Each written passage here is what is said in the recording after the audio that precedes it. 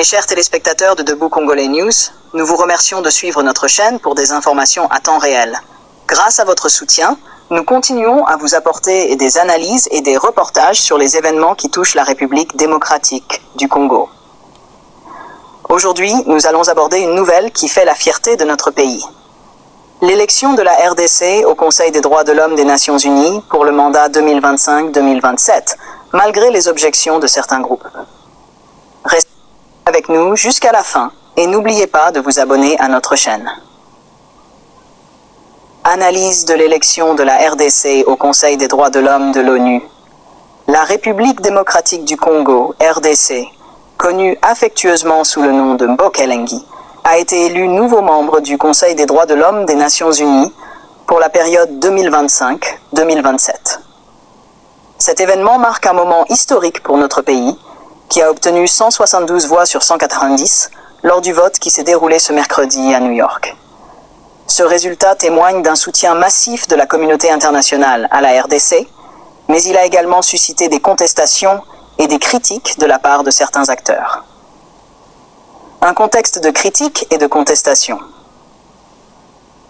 Cette élection n'a pas été sans controverse.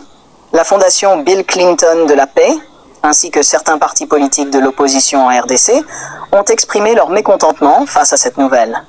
Les critiques se sont principalement concentrées sur la situation des droits de l'homme dans notre pays, que certains qualifient de préoccupante.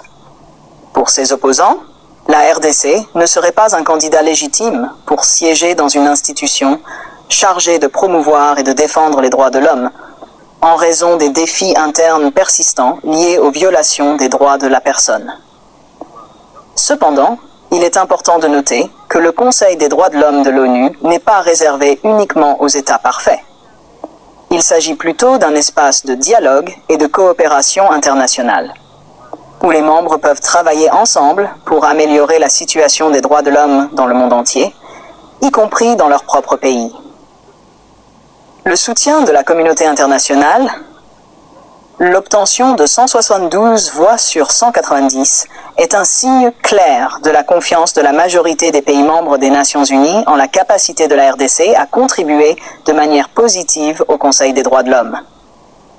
Cela démontre une reconnaissance de l'engagement de la RDC à progresser dans le domaine des droits de l'homme, malgré les nombreux défis qu'elle rencontre, notamment les conflits à l'Est, la lutte contre le M23 et les pressions géopolitiques.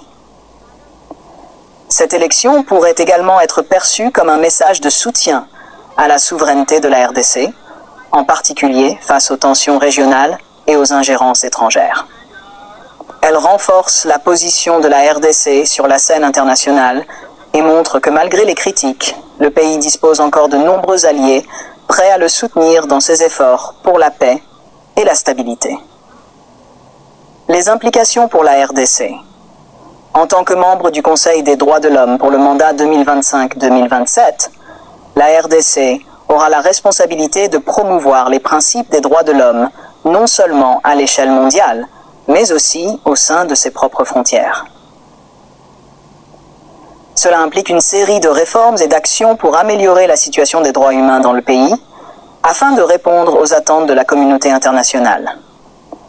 Ce mandat représente une opportunité pour la RDC de démontrer son engagement envers la protection des droits de l'homme, en adoptant des mesures pour lutter contre les violences dans les zones de conflit, renforcer le système judiciaire et garantir la liberté d'expression. Cela pourrait également être un levier pour obtenir davantage de soutien international dans la lutte contre les groupes armés et pour le développement du pays. Les défis à relever. Néanmoins, la RDC doit aussi relever plusieurs défis pour tirer pleinement parti de cette opportunité. Les critiques de la fondation Bill Clinton de la paix et de certains partis politiques soulignent l'urgence d'améliorer la situation des droits de l'homme sur le terrain.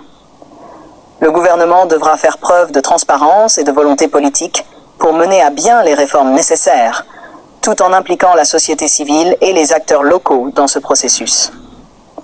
De plus, la situation sécuritaire à l'est du pays demeure une préoccupation majeure, notamment avec les activités du groupe rebelle M23 et les tensions avec les pays voisins. La RDC devra donc concilier ses responsabilités internationales en tant que membre du Conseil des droits de l'homme avec la nécessité de restaurer la paix et la sécurité sur son propre territoire. Conclusion. L'élection de la RDC au Conseil des droits de l'homme des Nations Unies pour le mandat 2025-2027 est une victoire diplomatique qui mérite d'être saluée. Elle offre à notre pays une occasion unique de jouer un rôle actif dans la défense des droits de l'homme à l'échelle internationale. Toutefois, cela implique aussi une responsabilité accrue pour améliorer la situation sur le terrain et répondre aux attentes de la communauté internationale. Mes chers téléspectateurs, nous vous remercions de suivre cette analyse sur Debout Congolais News. Votre soutien nous est précieux. Si cette vidéo vous a plu, n'oubliez pas de la liker et de vous abonner à notre chaîne pour ne rien manquer de nos prochaines analyses. Restons unis pour le progrès de notre pays.